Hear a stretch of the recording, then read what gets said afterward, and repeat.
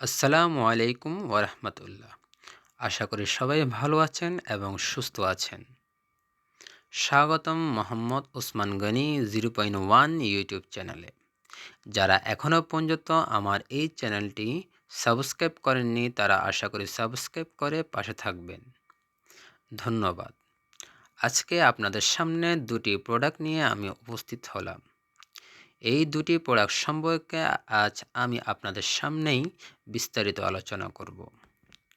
চলুন শুরু করা যাক। ইজি লাইফ সিরাপ এটি ফার্মাসিয়া কোম্পানির একটি পণ্য এবং তার পাশে রয়েছে এক্সিয়াম মাপস 20, এটি রেডিয়েন্ট ফার্মাসিউটিক্যালস কোম্পানির একটি পণ্য। বর্তমান সময়ে দেখা যায় অনেক মানুষেরই কোষ্ঠকাঠিন্য সমস্যা। দেখা যায় নিয়মিত তাদের বাথরুম কষা হয় এবং দেখা যায় 2 হতে 3 দিন তাদের বাথরুম একদমই হয় না। তাই এই ধরনের যাদের সমস্যা তারা প্রথমত ইজি লাইফ সিরাপটি 2 চামচ করে রাতে এবং 2 চামচ করে সকালে ভরা পেটে সেবন করবে। 2 চামচ রাতে সেবন করার পর যদি তার কোষ্ঠকাঠিন্য বা পায়খানা একদম ক্লিয়ার হয়ে যায় তাহলে সকালে আর খাওয়া তার প্রয়োজন নয়। যদি সকালে না হয় তাহলে সকালেও আবার সেই 2 চামচ খেতে পারবে।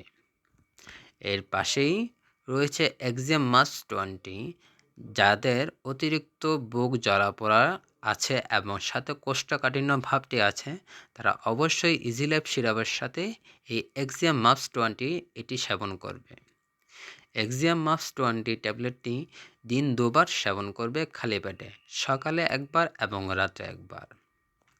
তবে এর পাশাপাশি বলতে চাই ইজি লাইফ সিরাপটি বাচ্চারাও খেতে পারবে। যাদের কম বয়স তারাও খেতে পারবে এবং যাদের প্রাপ্তবয়স্ক তারাও খেতে পারবে। তবে বাচ্চাদের ক্ষেত্রে খাওয়ানোর সময় একটু ডোজ কমিয়ে দিতে হবে।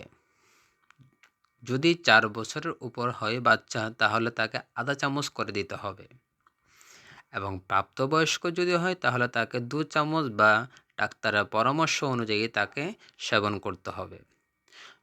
তবে অবশ্যই মনে রাখতে হবে যে কোনো ওষুধ খাওয়ার পূর্বে অবশ্যই ডাক্তারের পরামর্শ নেওয়া প্রয়োজন। আজকের ভিডিও অতএব এতটুকুই। ভালো থাকবেন, সুস্থ থাকবেন। ধন্যবাদ।